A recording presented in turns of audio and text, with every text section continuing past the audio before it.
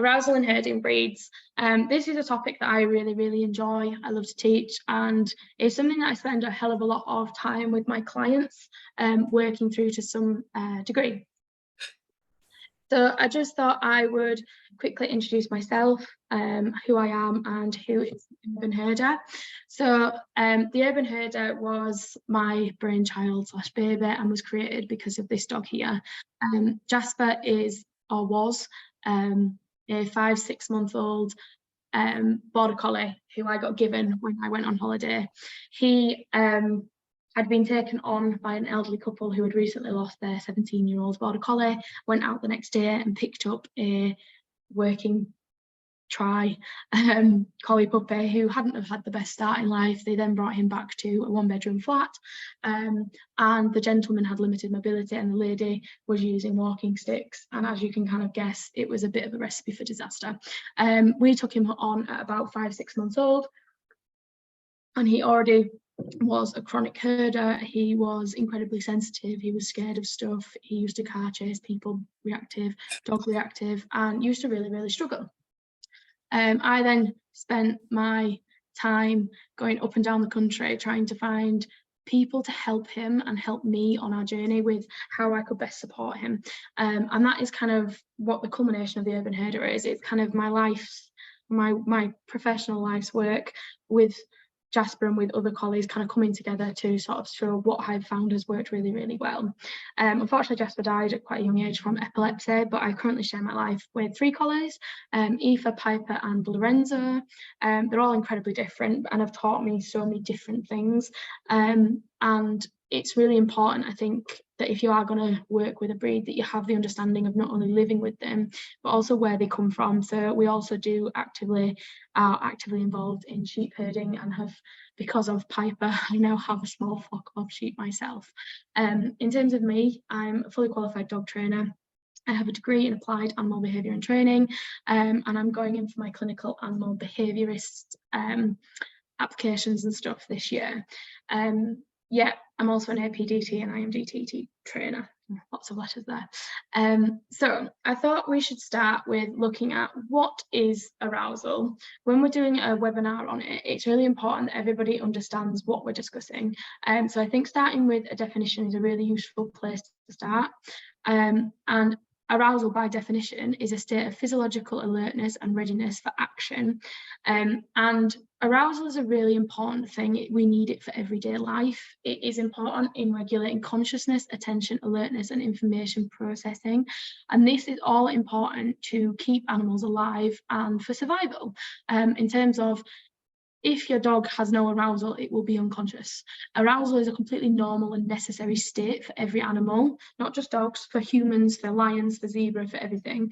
And it allows dogs to become focused, alert, and listen to what we're asking of them. However, too much arousal can be a bad thing. And this is where, when dogs become over-aroused, the logical and rational, the cognitive, the thinky part of the cerebral cortex becomes dulled down. And what happens is the survival responses, the 4 Fs, fight, flight, freeze and fool around, and fawn behaviours, get simultaneously start initiating. And this is really useful during life-threatening situations, also known as hyperarousal. It is completely normal and necessary. So, for example, if you were a gazelle out on the savannah and you saw a lion come, what happened was your body would go into this hyperarousal, and for most of them it is a flee response, a flight response, and it gets them out of danger. It saves their life. It's part of survival. So having this as part of our body and how we cope with things is totally normal and rational. However, having it happen in a day-to-day life on a repetitive and unnecessary basis, it starts to become abnormal and then starts to have detrimental effects to the animal's quality of life and longevity, if that makes sense. So what happens during arousal? So Arousal helps us interact with the world, and it involves multiple systems within the body. So you have the autonomic nervous system, which is kind of heart rate, breathing rate, pupil dilation, survival response. The endocrine system, such as adrenals, thyroids, cortisol, things along those lines. And then you also have the ascending reticular activating system, also known as the ARAS, which is an area within the brainstem, which filters out unimportant aspects of the world around us. In terms of, there's so many different factors and stimuli coming into our body at any one point, that if we were constantly processing all these different stimuli from scent, sound, sight, touch, and taste, you would be completely paralyzed with the amount of input coming into your brain. So this is where the RS comes in useful. And what it does is it filters out all the unimportant information, and it allows the brain to focus and process the important parts of the environment that are going to be useful to you in that moment. And what can happen is your ARAS can change in terms of what it processes and what it filters out. So for example, if you buy something new, like a car, you probably will suddenly start seeing that make and model, potential colour everywhere. However, you'll probably barely notice other types of car. And this is because that ARAS has now started actively searching for that individual make and model. And this is the same for dogs as well. So if we think about herding breeds, when they're on the job of sheep and the job at hand, they can filter out pretty much everything. In terms of, I've seen some of the worst car chasing collies that get chained up work alongside quads and tractors and stuff, and they just solely focus on the job at hand, on the sheep, because the ARAS is filtering out the movement in the vehicles. But once they're chained up and they haven't got that to focus on, all of a sudden that side of the brain stops focusing, filtering that out, and they become chronic car chasers again. So the ARAS will block out data and information that is deemed non-beneficial to achieving the current task.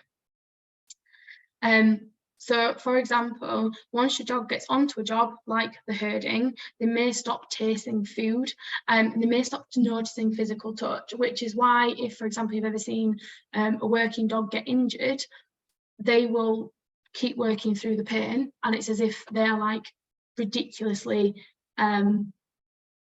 hard as nails. And what that is it's a little bit of this ARAS coming in along with the adrenaline and all the other neurotransmitters that are blocking those pain signals coming through. So I've seen some collies come off where they've cut themselves on barbed wire, or they've ripped their dew claws and things, and they're bleeding. They barely notice, they don't even slow down, they keep working. It's only once you stop and they kind of come down a little bit, they kind of will start to limp, or they'll not start to lick the area. But while they're working, they're still doing it. And this is really interesting to kind of understand, as if if the brain is capable of filtering out that amount of pain, it's no wonder that when your dog is getting onto a specific task and the brain has deemed you irrelevant, that it does filter you out as well. And this is why it can be interesting in terms of, or annoying in some instances, that when your dog does drop into these herding behaviours or hunting behaviours, they become deaf to us and they stop responding to our known cues when they get into a certain state of arousal. And a lot of people can say, oh, well, they're just ignoring you, they're being defiant or dominant, or whatever it is that people like to label this stuff with. And they think that it's an active behavior, but it's not. It is, the brain is unconsciously filtering you out, and it is not necessarily their fault, but what we need to start to do is change the narrative so that the brain starts to see you as a beneficial aspect to, and a positive aspect to contributing to getting to that end goal that they want, rather than something to be filtered out. And this is also one of the reasons as to why your dog may struggle to eat or refuse to take food, avoid contact and physical touch and things like that when they're around things that excitement. And this can be really, really frustrating for someone who is trying to use food or positive reinforcement and things like that as part of their training. And it can lead people into believing that food doesn't work, which is false. It's just what they need to start to consider is their dog's arousal level and emotional state for when we train, rather than thinking, oh, well, I just need to get higher value food, or I just need to change something. We actually need to start looking at the dog's emotional state and what area of the brain is actually being used when they're training, rather than just thinking, oh, well, food doesn't work. So the Yerkes-Dobson law, and this is a really useful infographic which was created by Barking Brains, who is a neuroscientist who specialises within dog neuroscience. If you ever get opportunity to listen to her, she's fantastic. And what this is, as you can see here, along the axes, you have the performance in terms of the level of training or the level of work that you're getting out of your dog. So you either have like low performance, weak, or you have strong, like good level of training. And then the arousal goes from low to high. Now, if you have a low level of arousal, like I said earlier, if you have no arousal, your dog is going to be asleep. He's going to be KO'd. What you want to do is create little bits of arousal. And as you can see, as the arousal level increases, the performance level, the amount of performance that you're getting, increases. And this is where you can get optimal arousal or peak performance within your training. And that is where a lot of people want to have their training.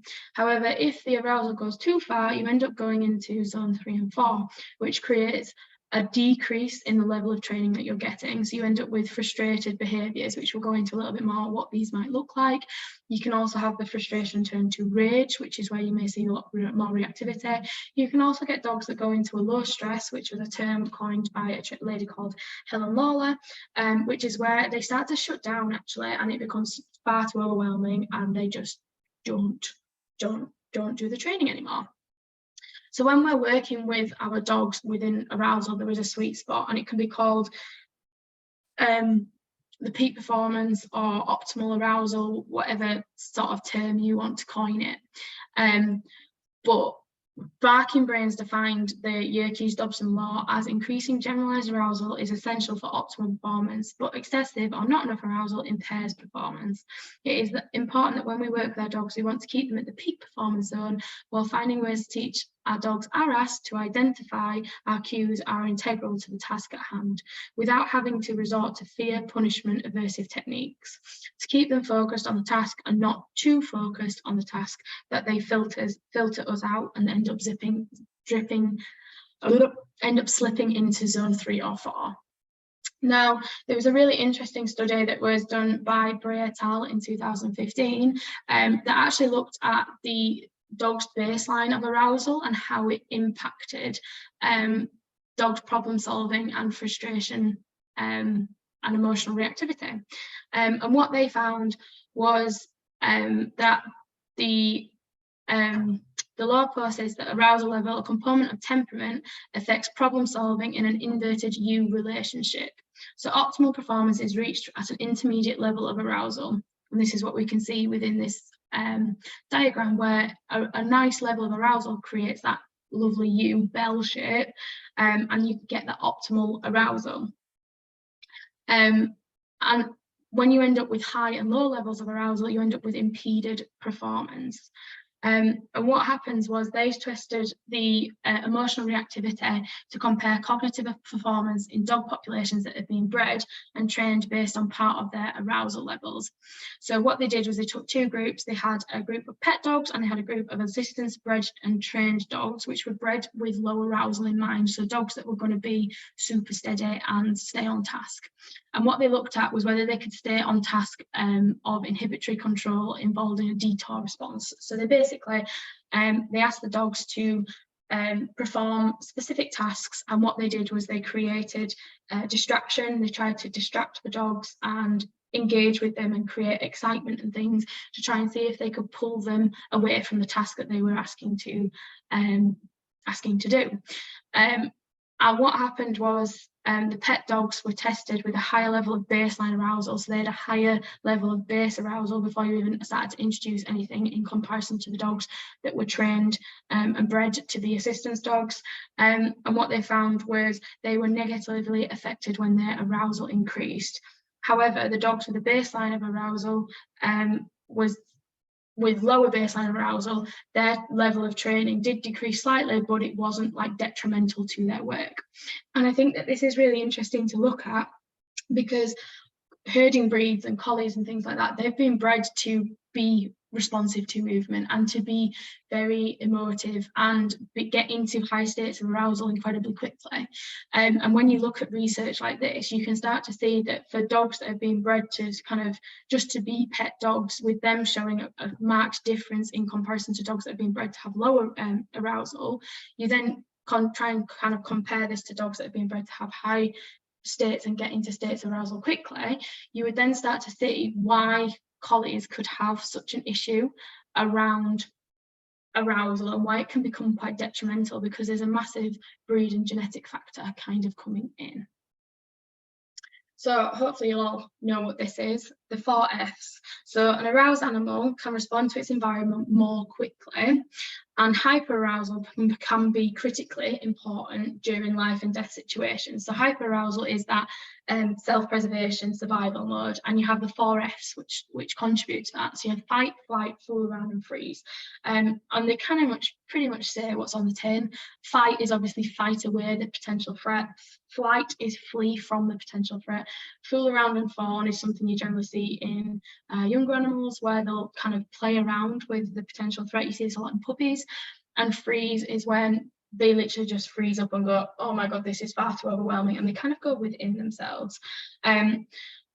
So, however, to enhance the survival response, and in this state of hyperarousal, so the zone 3 and 4 from the previous slide, it effectively shuts down the logical part of the brain, so that thinky cognitive part of your dog's brain. When you get into this enhanced survival response, that bit of the brain shuts down, and what happens is your dog ends up resulting in using a different part of the brain, which is for survival, and you end up with one of these generally 4 responses coming in.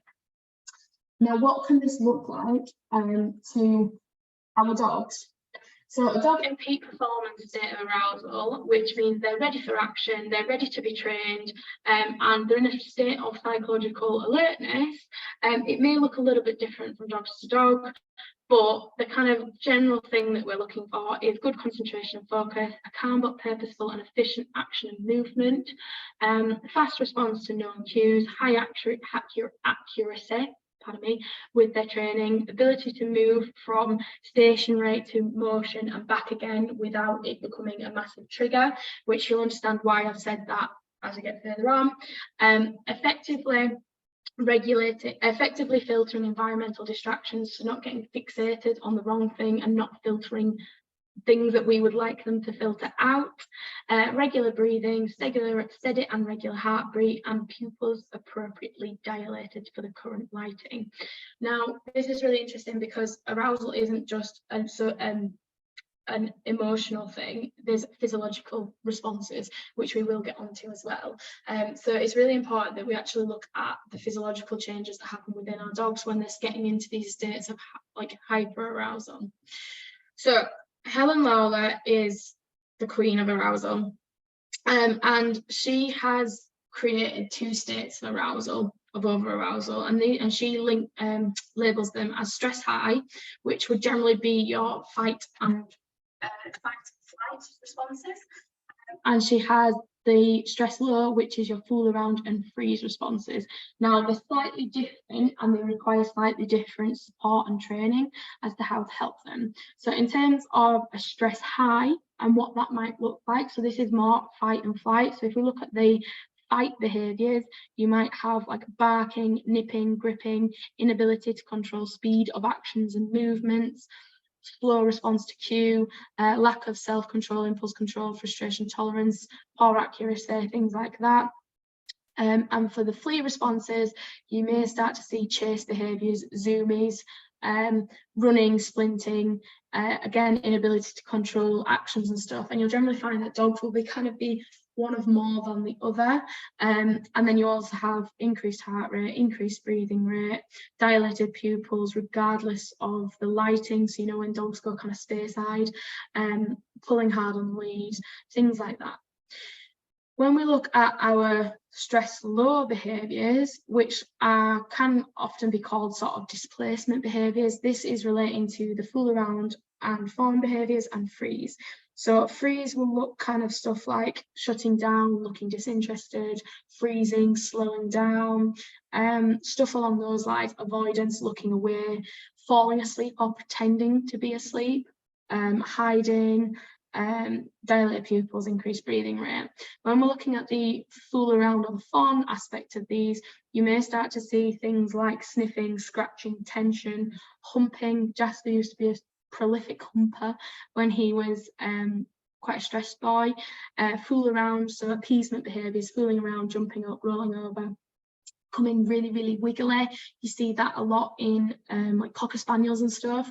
They're quite conflicted, and what they'll start to do is they'll pick something up and they'll move around really, really frantically and rapidly. You may also sort of see fixation on things on the environment and things along those lines. Now, although some of those dogs, in terms of the sleeping, the pretending to be asleep and stuff like that, they may look as though they are in the zone 1, which is where they're in kind of, they haven't got a lot of arousal. It is in fact that they are more so in zone 4, where they're getting into this overwhelm and shutdown. Although they may look similar, completely different parts of the brain, completely different responses. And the big giveaway is the physiological sort of states in terms of heart rate, breathing rate, tense muscles, dilation of pupils and stuff. Whereas a dog who was in like the first zone would kind of be the complete opposite. They'd be relaxed, actually relaxed, not fake relaxed, calm breathing, heart rate. And although both lists can look a little bit different to one another, both can occur when the dog has left peak performance. So it's important to identify these and bring them back.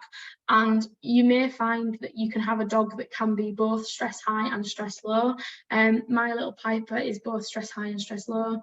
In certain environments, she will drop into fixation of things in the environment, and depending on how what happens following that, you will either get her kind of lunging and barking and things in dogs' faces and things like that, or if it's kind of putting a more pressure on her, you'll end up with her kind of turning away. She'll try and hide, she'll put herself under sofas or into small spaces. So you can get dogs that can be stress high or stress low, or a combination of both. It's not one or the other. You may find in different scenarios with different triggers and things like that, that you can end up with different versions of the behaviour. And different dogs will have different tells as to when they're leaving peak performance and moving into these zones 3 or 4. And these can be really subtle changes. Some dogs may speed up. Some dogs may start to snatch treats. That's what Piper does. They may start to become like grabby and jumpy at toys when they normally have quite good impulse control around things like that. You may start to find some dogs become vocal. They might start to bark, they might start to whine, they might start to become a little bit more agitated. Like I say, with Pipes, she becomes quite sloppy with her training, in terms of I will ask her for something and she just won't do it as neatly or as quickly as she would potentially normally do it. Some dogs may start to fool around, and these are all sort of great signs that your dog is starting to leave that peak performance zone and heading into becoming over aroused, which if you start to notice any of these behaviours, it's really important that we start to create some framework to support our dog so they're not going further into the kind of the pit of over arousal. So if we're going to have a look at hopefully managing and manipulating arousal, it's really important that we actually understand why arousal happens, what it is that is actually causing it, and what we can do to help support our dogs. So as I said earlier, arousal is defined as the psychological and physiological state of being awoken or a sense of organs being stimulated to the point of perception.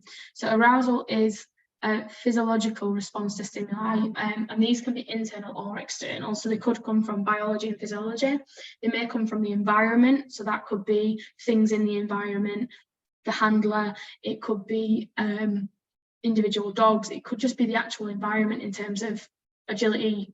If you're looking at agility dogs, the competition setting versus a training setting, things like that. And then you also have emotion and cognition. So biology of arousal. Neurochemicals flood the brain when the dogs are exposed to stimuli that require response, such as adrenaline, cortisol, and dopamine. These can create an excitatory response that is critical for regulating information processing, attention, and consciousness, all of which are vital for survival. And what this comes down to is looking at ways in which the body may change in response to arousal and becoming over aroused. And there's a phrase that says, neurons that fire together wire together. So every time that a behaviour is performed, what happens are neural pathways are created, and those neural pathways become stronger and stronger and stronger. So, for example, when you learn a new skill, you kind of think about everything that you do. So I've recently taken up horse riding again, and when I first started, I was literally thinking about every movement, every action. Were my heels down? Were my hands raised, lowered? Were they even? Was I keeping attention onto the bit? And things along those lines. But after, like, because I used to ride as a child, so I kind of knew it a little bit, but I haven't ridden in about 10 years.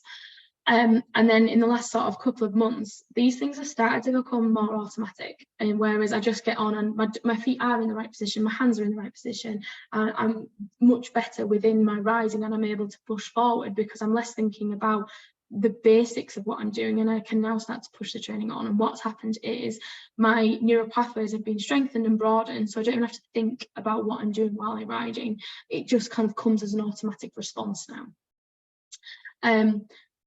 And the development of specific neural pathways to strengthen and automate these behaviours is called neuroplasticity.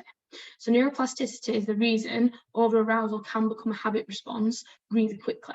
And this happens because getting into a state of over-arousal when practiced on a regular basis can lead to development of these strong neural pathways, which in turn leads to over-arousal becoming a default state and a default response. So it's really interesting that kind of if your dog is practicing getting himself into or themselves into these states on a regular and consistent basis, what you could end up doing is creating a dog that has a habit of moving into states of over-arousal rather than choosing other alternative behaviours. But in the same way, one of the beautiful things about creating habits and stuff, in the same way that they can quite quickly create these bad habits of getting into states of over-arousal, we can help to create incompatible behaviours and lower our dog's natural default arousal state. But you may find that it takes a little bit longer to create this just because of the natural biological predisposition to prioritise survival, which is that fight, flight, fawn and freeze around. So creating these lower states of arousal may take a little bit longer to establish if your dog has already established high states of arousal as a response anyway. And this is why we want to avoid triggering our dogs going into zones 3 and 4 wherever possible, because we don't want to create these dogs that have habits of choosing over arousal as a strategy to manage. So physiological reasons for chronic over arousal. So there's lots of biological reasons as to contributing factors to why our dogs may be going into states of over arousal. So a massive one for me is genetics. Genetics is I think sometimes it is overlooked. People don't always realise that genetics play a massive part in dogs and who they will become. So, for example, I recently bred Piper, Enzo's mum, Lorenzo's mum, this summer, and I was really, really conscious of who I was putting her to, because there were certain traits that she did and displayed that I thought could have been improved upon. She's a very sensitive dog. She's very, very clever, but she's almost too sensitive for her own good. I always say she knows what's going to happen before anybody else does and then worries about it. So I put her to a dog that was basically numb, and the puppies have come out a really nice balance of that kind of willingness and numbness and hypersensitivity in brains.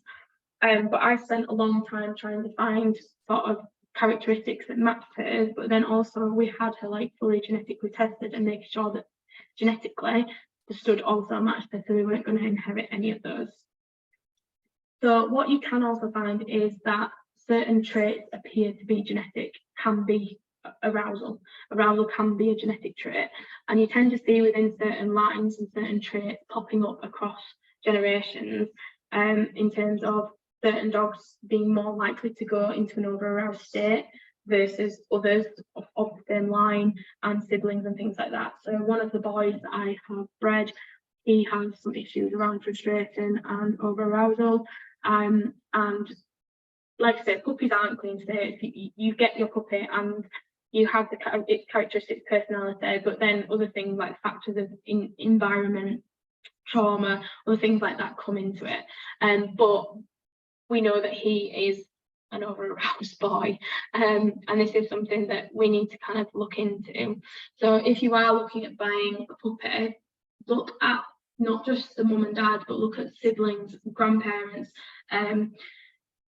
aunties, uncles, in terms of arousal, especially if you are looking at getting dogs from lines such as agility lines within collies, because these are dogs that have been bred to be driving, which means a lot of the time that they can go from 1 to 100 in terms of arousal, and then they struggle to come back down. So this is something like I see more in the sports lines rather than working lines, is that arousal peak and that tendency to have issues around over arousal than I do in working bred collies. Again, I tend to see less issues around too much arousal coming in with the show lines. However, there are certain lines within show lines that have massive issues with frustration. So it is something to kind of consider, looking at the actual temperament around arousal, as well as obviously living conditions and personality and things like that. Another thing to consider is breed. So obviously collies and herding dogs have all been bred for a specific job, which is to control and manipulate movement, and these are more susceptible to being triggered into high states of arousal than dogs who have been bred for companionship, so like pugs, things like that.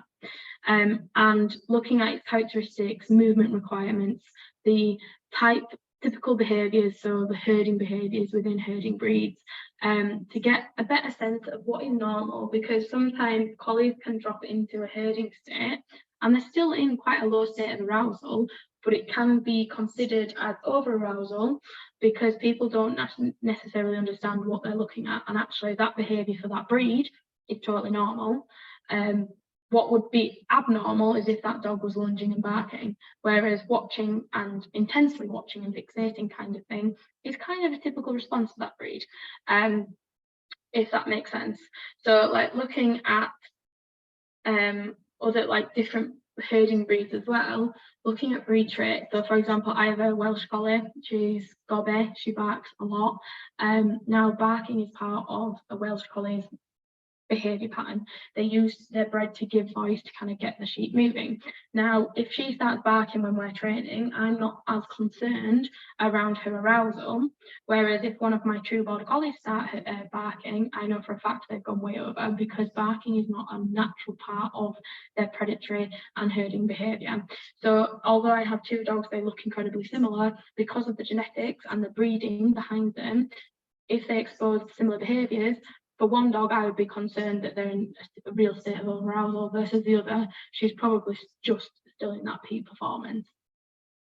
But it's also important that we're making sure that our dogs aren't going into chronic states of high arousal, which is where the dog is kind of, I call them highly strung, always on edge, always watching, always doing something, and they're never getting any downtime, and they're consistently reacting to movement. They're not getting that downtime, and it's important that we look at other causes for chronic states of over-arousal, because that is not normal for any dog.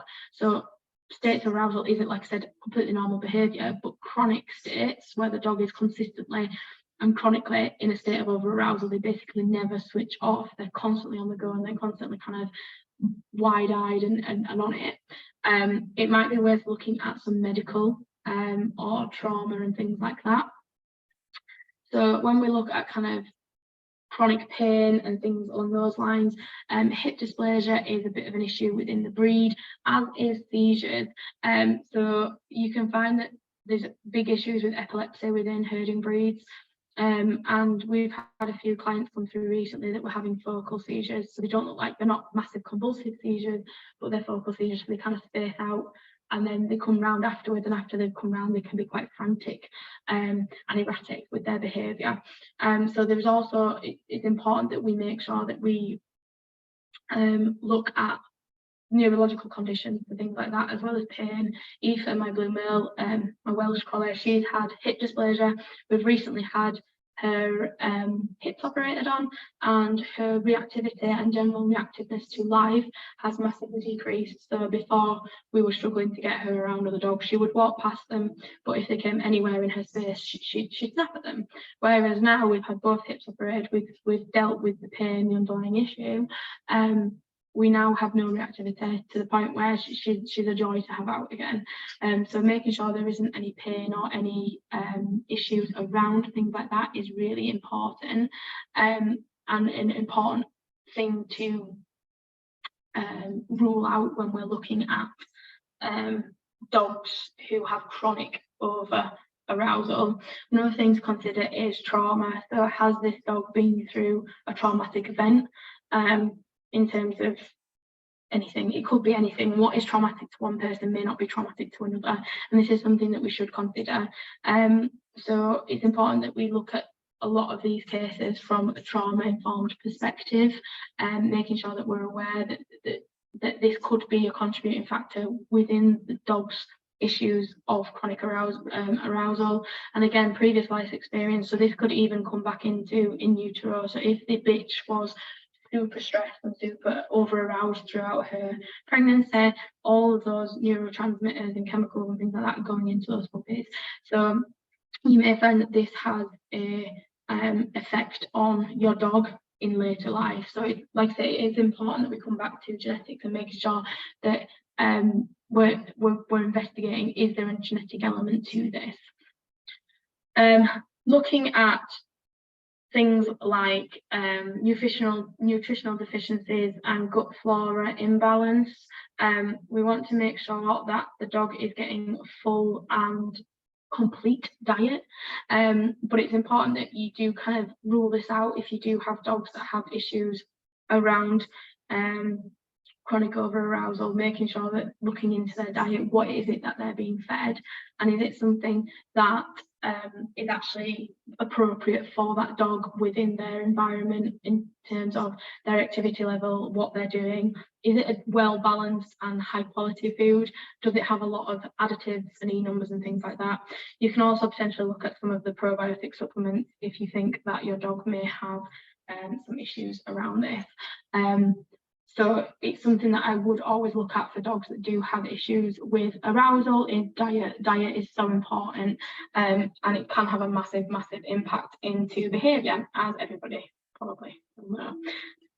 Kind of you are what you eat. Also looking at if your dog has any issues around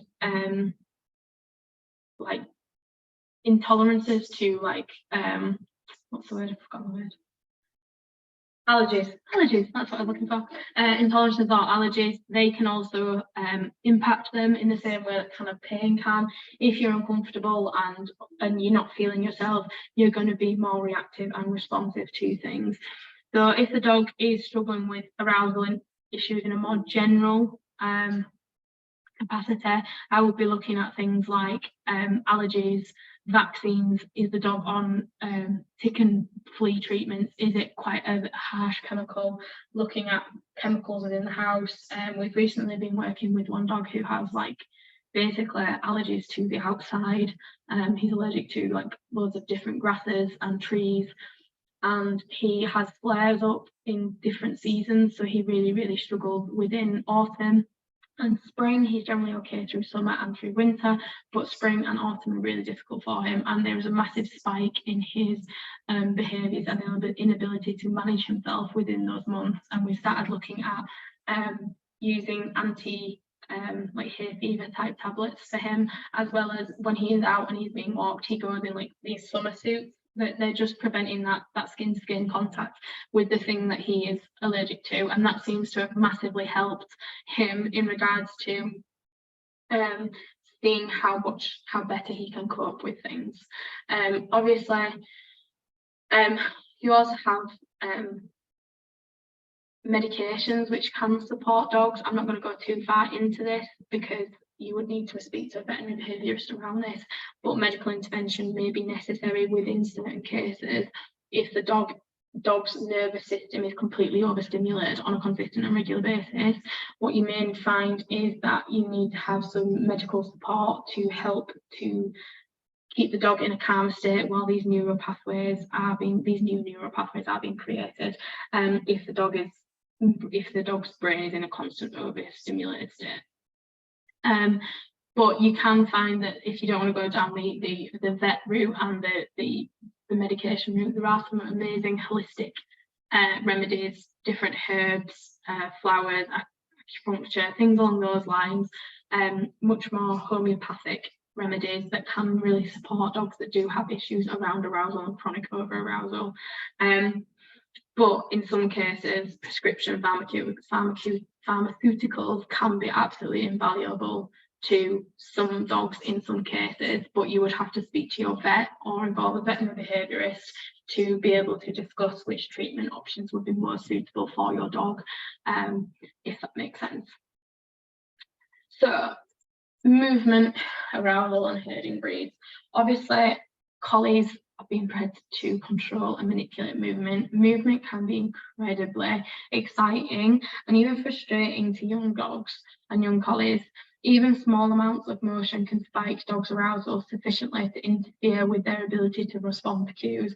I guarantee every person here, if you live with a collie or you work with them, you will have seen this, where something will go and your dog will lock onto it, and it can be certain, it could be big things like cars, vans, stuff like that. It could be people, dogs, or it could be smaller things like I've seen it happen with flies, butterflies, leaves, anything along those lines that create movement. And things that move are going to excite our dogs, especially for our herding breeds. This doesn't come as a surprise. They have been bred to control things that move. They've been bred to be stimulated by things that move. So when things move, obviously it is incredibly stimulating for them. And movement is for these dogs, these herding breeds, regardless of whether it's a collie, a kelpie, a beardie, whatever, movement is going to be a strongly arousing and potentially rewarding factor. So, for example, like I said, balls, squirrels, cars, children, handlers, and these can all be things that can potentially increase arousal with your dog.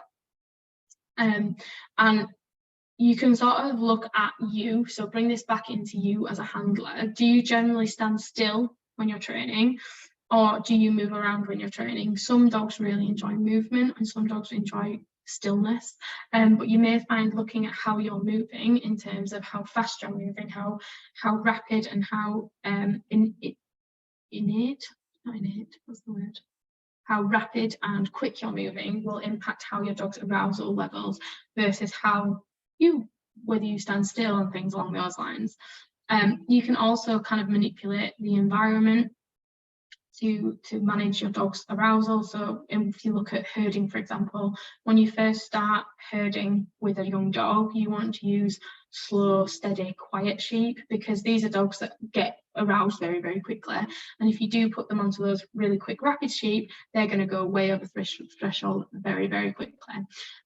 However, if you have a dog that is struggling with confidence or something, or is slightly better trained and can manage themselves and manage their emotions around it, you can then put them on slightly quicker, faster, flightier sheep, and this can kind of help to trigger that engagement within the movement. If you're finding more so with like really young dogs, they're struggling to be interested and engaged within it.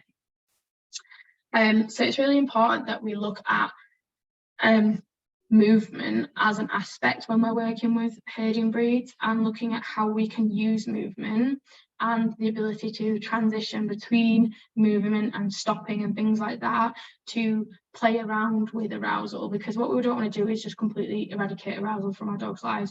We want to use it as a tool. So it's really important that we can create games and things like that to create states of arousal so that our dogs will learn to live and work within them.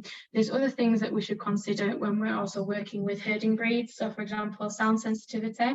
Sound can be incredibly stimulating and arousing to a collie. I was working with a collie today and she said he's fine with dogs until they start barking.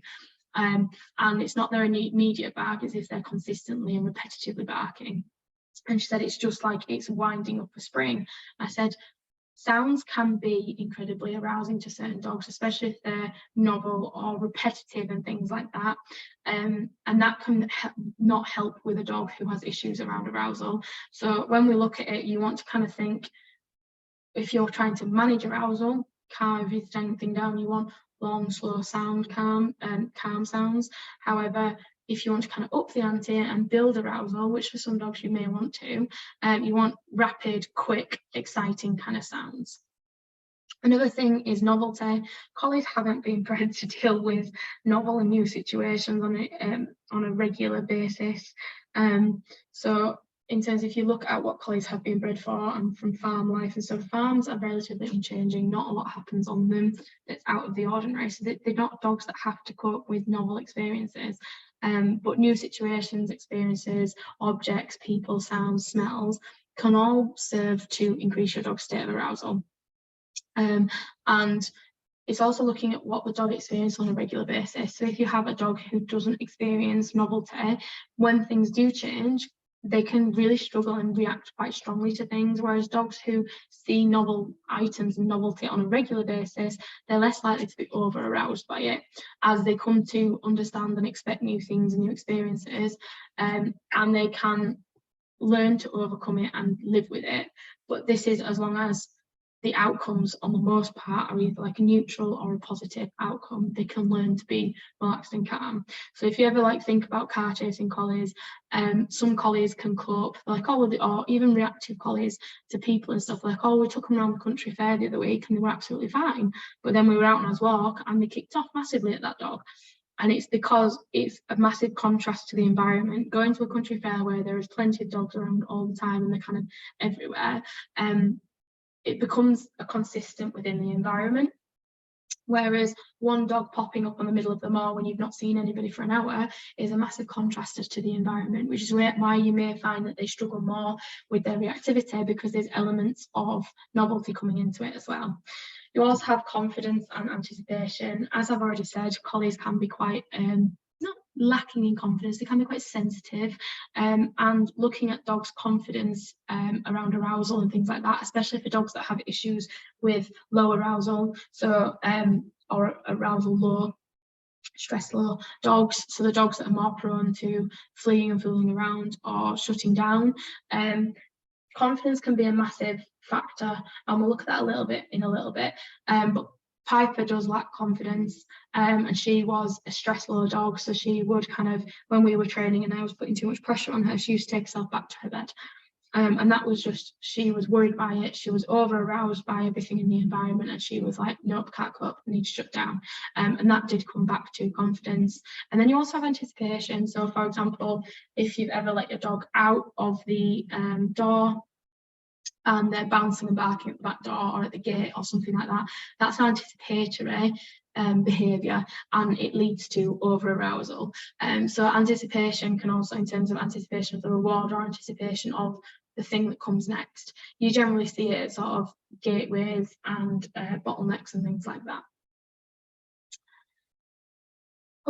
So factors to consider when we're trying to work with dogs that are over aroused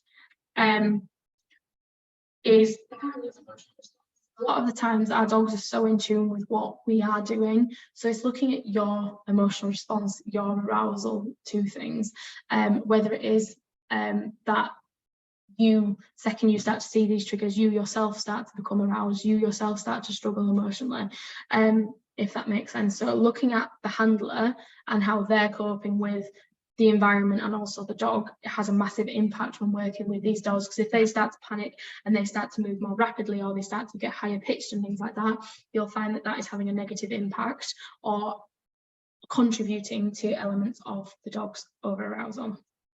Everyday life around arousal. So if you have a dog that is kind of chronically over aroused, chronically on edge, chronically highly strung, what we want to start to do is create areas of calm, create habits of calm, and create routines.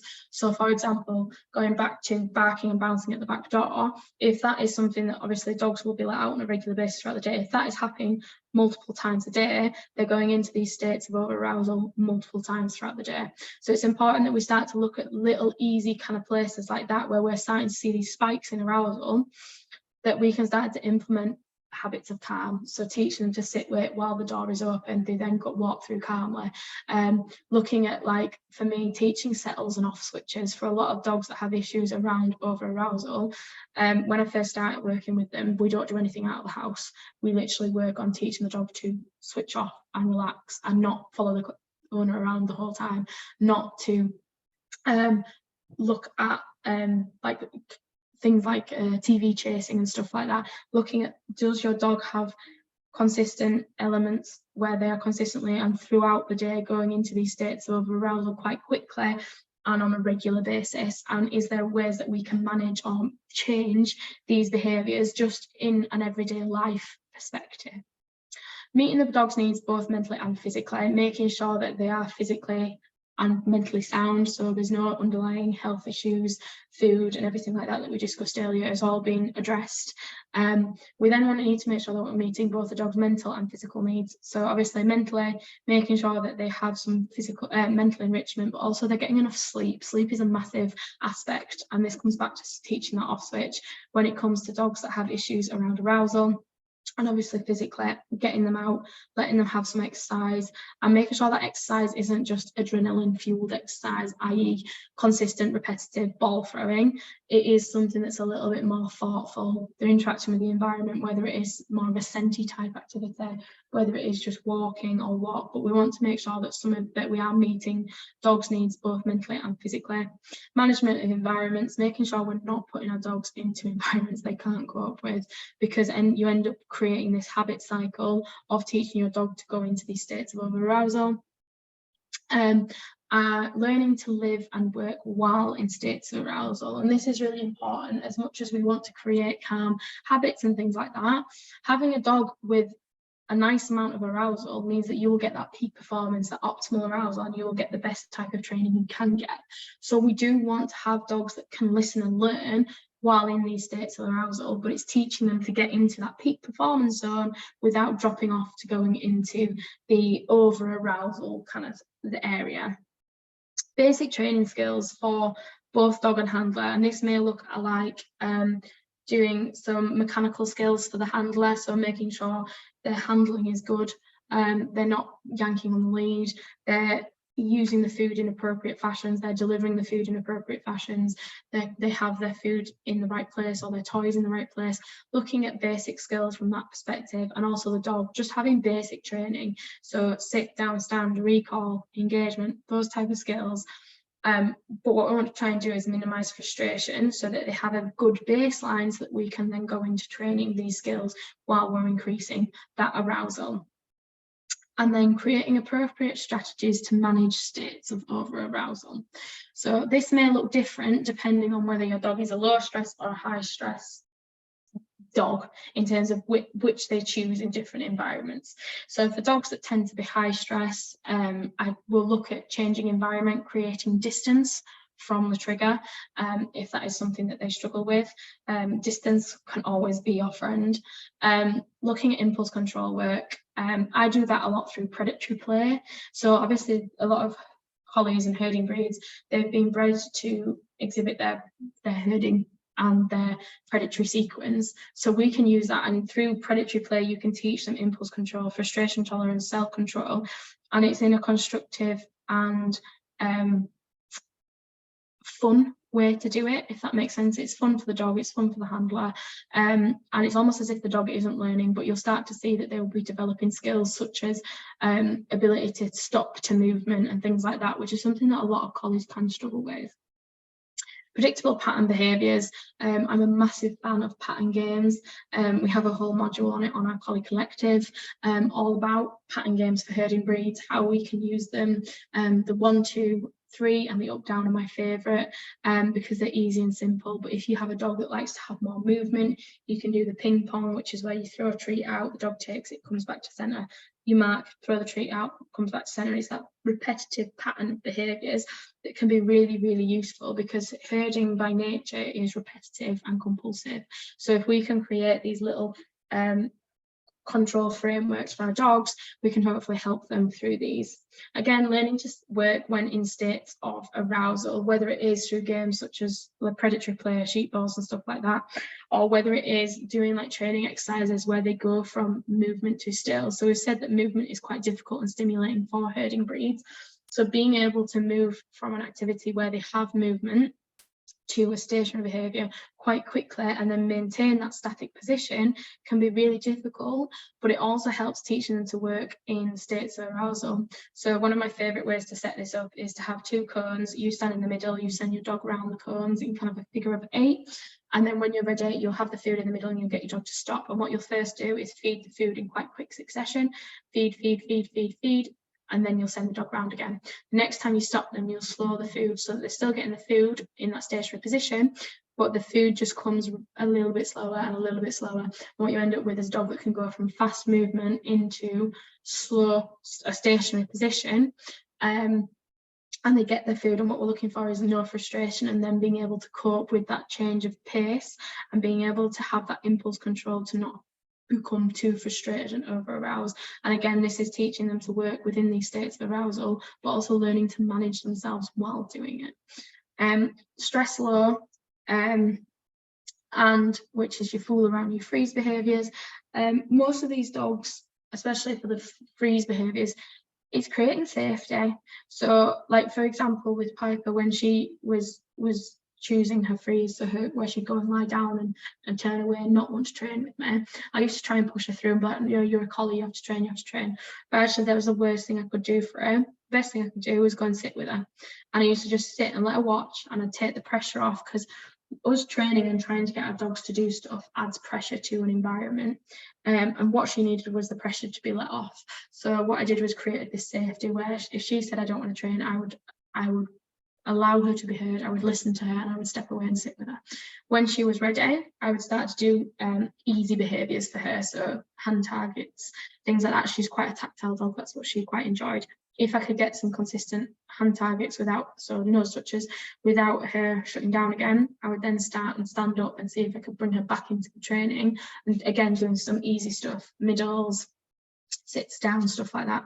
If she can then do that, I would then start training the thing I was previously training. But it's our dogs learning that if they say enough's enough, we listen, we don't push through. Again, changing environment, distance, creating distance, and safety, coming back into it. Those predictable patterns, so the pattern games that come by Leslie McDevitt, they're really, really useful. And obviously predatory play is really useful because it's about playing around with arousal and teaching our dogs impulse control and them learning to manage their own impulses, which is what a lot of dogs can struggle with, if that makes sense. Oh, I feel like I've just rattled on at you then. Has anyone got any questions?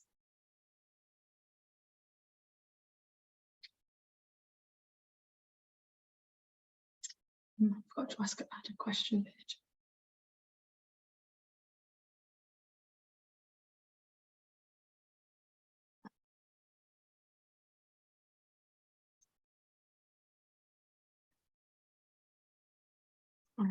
But yeah, so this is how I generally deal with dogs that have issues around arousal. First, I would like to identify what kind of form of arousal that may take. I will then look at what is most appropriate for that dog and that handler. Yes, you can do. Of course, you can get a copy. I'll get Beth to send them across to you.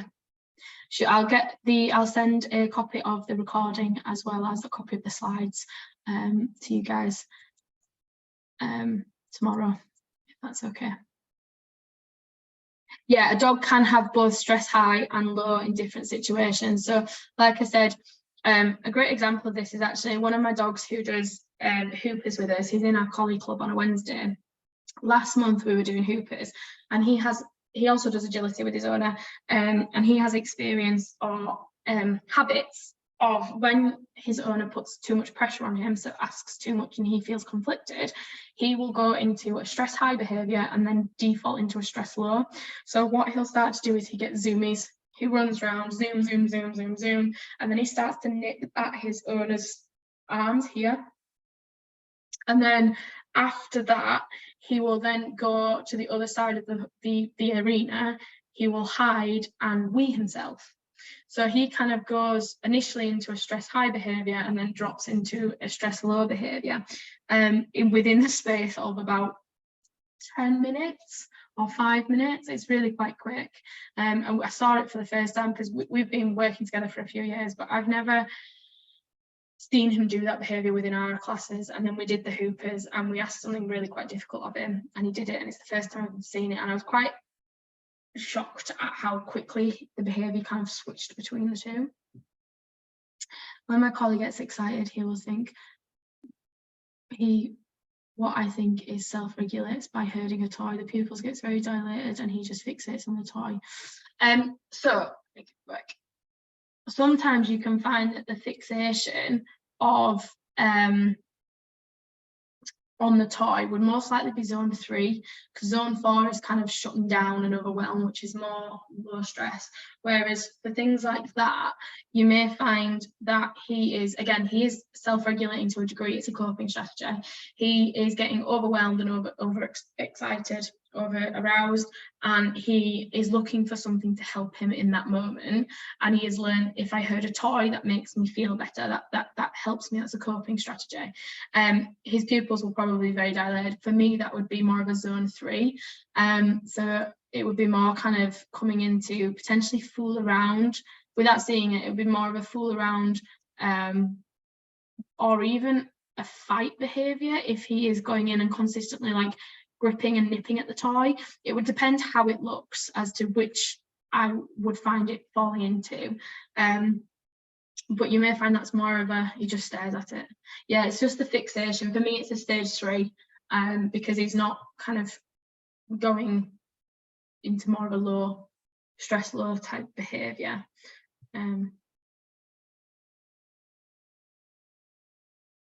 Our dog is reactive and he gets over-aroused in common areas of our building where he knows he might encounter other dogs, particularly around stairs, lifts and lobbies.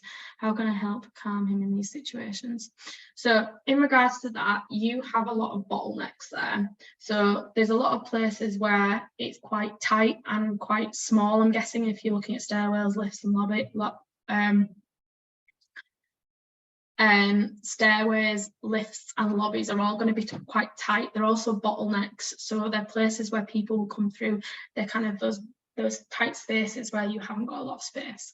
What I would try and do is take him into those environments when we're unlikely to see other people, so quieter times of day, and practice teaching him the default behaviours we would rather him. So I would be doing, because of obviously you're in common areas, you're a little bit limited as to what you could do. You can't really play predatory games and things like that in those environments, just because it's not particularly polite. But what I would be doing is I'd be looking at the pattern games for him, teaching him default patterned behaviours that he can fall into if he starts to get stressed out. But I would teach them away from those environments, to teach them in the home or out on walks to begin with, and then spend, as you're walking through, just stop for a couple of minutes, do a few repetitions of that pattern game, and then take him away. So he's getting used to doing those behaviours, those default patterned behaviours in those environments. Because what's beautiful about pattern games is it's a slightly different part of the brain. So you know that when you're driving and you're driving and you're driving and you're driving, and then all of a sudden you kind of wake up out of a daze, you're like, how the hell did I get here? And you're like, have I passed any red lights? Have I been speeding? Have I done anything? It's almost like your brain goes into autopilot.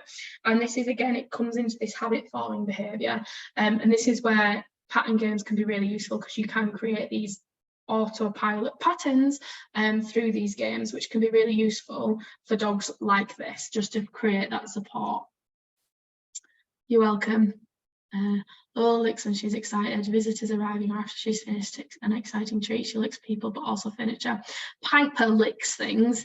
Piper is a chronic licker, especially in the morning when she's quite excited, and I put this down to a fool around behaviour for her. It's an appeasement thing. Sometimes it can be if they're salty, like one of mine, she'll lick me after I've been in the shower or if I've come back from a run. But in those kind of contexts, it's more of a fool around behaviour. So that would be stress, fool around fawn type behaviour, where that's coming in.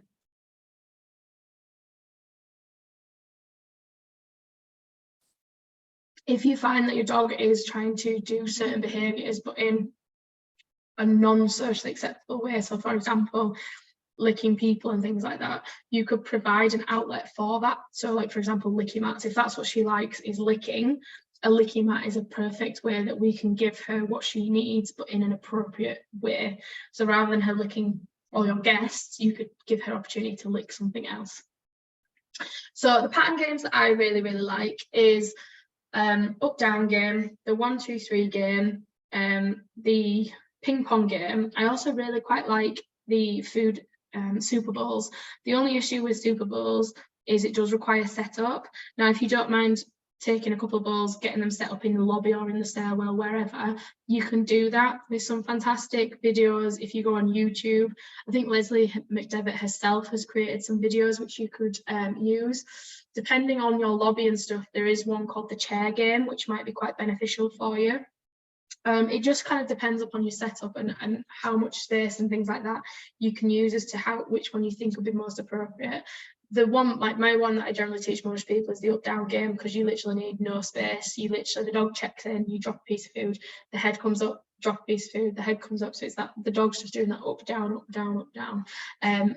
So you don't need a lot of space for things like that, and it can be quite useful, especially for like the lift and things like that. We do use other licking things, but she's not as responsive to those when she sets her sights on other things. So yeah, I would look at if that's what she wants to do in that moment, I potentially see if we can provide an outlet for it. So for example, if you have like a Cocker Spaniel that loves to steal things, so when people come, he wants to bring you stuff and you don't want them bringing you shoes and stuff, make sure you have a couple of toys out that is appropriate for them to pick up so that you don't mind them doing it. It's kind of looking at, because that's a massive, licking isn't a massive breed trait, but within like spaniels and stuff, carrying things is. So you can expect that if you have got a Cocker Spaniel or a Springer or something, or a Labrador, they're quite likely to pick things up and carry it. Now, if you don't want them to do that, make sure you provide an outlet for that, if that makes sense. Again, with herding breeds and stuff, it's fine. How can you help a dog come down from zone 3 to more middle ground level in situations where they get overexcited? So for me, I would be doing lots of work around away from the scenario, but just teaching him to work in states of arousal. So like, for example, the cone game where you have the 2 cones, the dog in the middle, send the dog round, you send the dog round, and they come into a stationary position, send the dog around, stationary position, because it's creating elements of arousal and then the dog having to self-regulate to come back into that stillness behavior.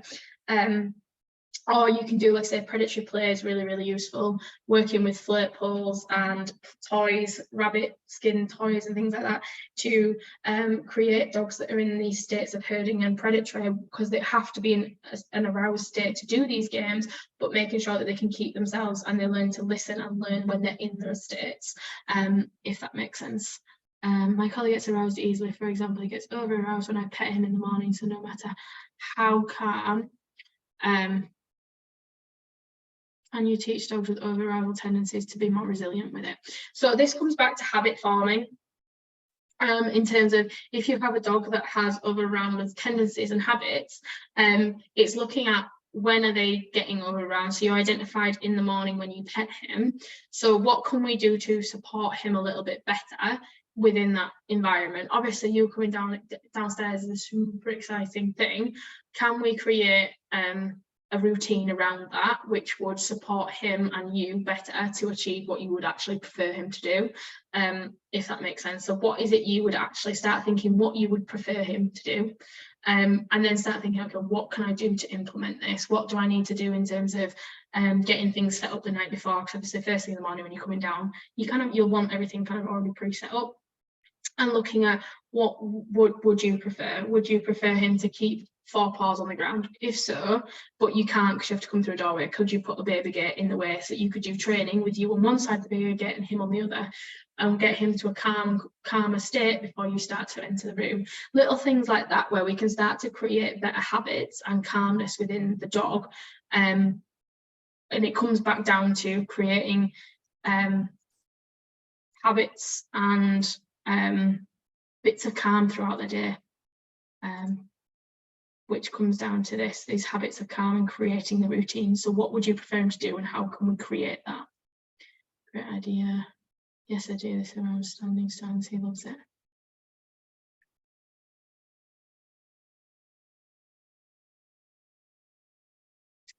He's not doing anything bad in particular. I just like him to be less stressed because he does pant. Also, he makes decisions to go into the room and wake me up. It's just for him, really. Yeah, so like I say, it's kind of looking at what do you think that you would prefer it to look like? What do you think would be more beneficial for him? And how can we set that up? What is it that he needs in terms of to support that? To make it so it's something that he can actually achieve, if that makes sense. But a lot of dogs, if they do have issues around like chronic over arousal and things like that, I would be looking at trying to create games where there is movement and there is arousal and them learning to cope and train when they're in those states without going over to the other side of it, if that makes sense. Just gonna let my dog in, I will with it.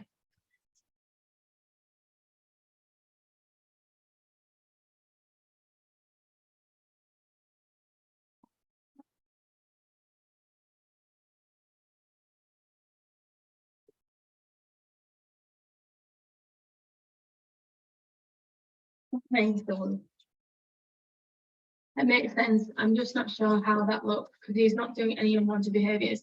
He just struggles with the transitioning, I think. So, rough collie continually barks when I play games with him. How can I control the arousal? So, I would look at what it is. When does he start barking? Is it immediately? Is it halfway through the game, or is it towards the end of the session? I would look at his impulse control around toys. So, making sure when we're playing, he has a good out and a good get it, so that I can walk around with a toy in my hand and he's not jumping at my hand, he's not jumping at me. And look at just building. So, for example, I would. Once I have a good take it, so get it, and a good drop, I then start to have the toy in my hand. I may do ask for sits downs, but they're not allowed to take the toy until I say that get it behaviour. When I start to see the barking, I would put the toy away and I would go to a more calm, like sniffy type activity where I might throw food, what's it called? Scatter feed and get the dog sniffing to help manage that arousal as well. Is how I would look at it. But I would start looking at my dog's impulse control and things like that around toys first before I start to do too much play with them, and then look at when the barking is actually starting. Is it the fact that the training's gone on a little bit too long and he's struggling? Do I need to take a little bit more break throughout my play? What is it that starts that barking? Is it the second you get a toy out? Usually starts as soon as he sees a toy. Okay, so I would start with having like a training session where there's toys out on the side. If he doesn't have free access to them, have toys out on the side, he doesn't get them necessarily until right at the end. And we're using a lot of food because food can help lower arousal. That consummatory aspect of it. And then again, start working with having like toys out in your hand and him training, but he has like get it, so he can't take the toy or the tuggy until you release him, and then start to increase the time between having the tuggy in your hand and moving it around before releasing them to take it. I'm about to start working with a Kelpie cross collie. Anything I should do differently or consider with a Kelpie part? This dog has a number of visions, but hypervision in the environment is one of them. So Kelpies are kind of like collies on steroids. They're so intense. They are a lot barkier, so barking. You may find that barking is a little bit more of an issue within the breed, within that mix. You may find that they're a lot more wired. They have a lot more capacity to go into states of over-arousal quickly and stay in those states of over-arousal. And you may find that the Kelpie looks way over-aroused, but actually isn't as over-aroused because of, like, say, the barking and stuff. So things that you would normally associate with a really over-aroused collie, some of those traits are like just a normal Kelpie, if that makes sense. So it's kind of making sure that you can see the dog and see it for itself and see how well it's responding to cues and things like that. Even if it is being barky and bouncy and nuts, is it actually over-aroused or is it just being a Kelpie? no responding to cues. So yeah, it's way over aroused. I would probably start, if you said that it's got like a number of issues, I would start in the home, look at creating everyday life routines and habits of calm. So teaching like an off switch, looking at areas where arousal is getting peaked in the home, because ideally what we want is to create a nice calm and safe space in the house where the dog can relax and switch off, so that if it is going into these states of high arousal when it's out on a walk, it does get downtime. Whereas if it is going into these high arousal states within the home as well, it's kind of, you're fighting battles on two fronts. I've recently started working with a collie. It would be maybe 2-3 months ago, and we did our first session outside. She is typical working collie. She has scratched the sofa to bilio because it's next against the window and it just goes at the window. Couldn't have it in the garden because it was chasing birds and planes. She had no off switch. When people would leave a room, she'd just spin and bark on the spot. She was just mad. They rang me originally to discuss car chasing, and I was like, we can't touch car chasing until we deal with the issues within the house, because this dog was just so chronically over aroused that if I tried to train her anything to do with cars, they were just not going to make any headway. We've now done 3 months and a few sessions, and she's like, they took her on holiday with them, and they were like, she was so much more enjoyable than we expected. She wasn't 100% perfect. She did have one kick off at a dog, but for a whole weekend I count that as a win. And she was brilliant. But I would start in the house with it. If it's got multiple issues, my main focus might be looking at, is it actually getting rest? Is it getting enough rest? And what is its day-to-day life like in the house? Because a lot of these dogs, the majority of their life is in the house. And if they're getting these like consistent, regular bouts of over arousal within the home, it will be making the issues out of the home worse. If that makes sense.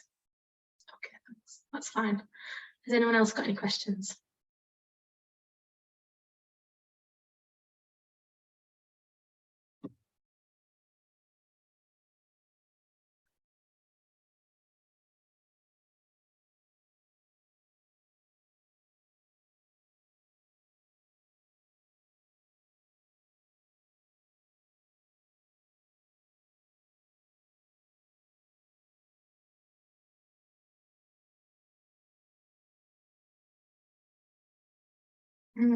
Not a thank you, not a question, just a big thank you. I'm having a lot of fun listening to everything. It's great. Oh, thank you. That's really nice. Thank you. I appreciate that.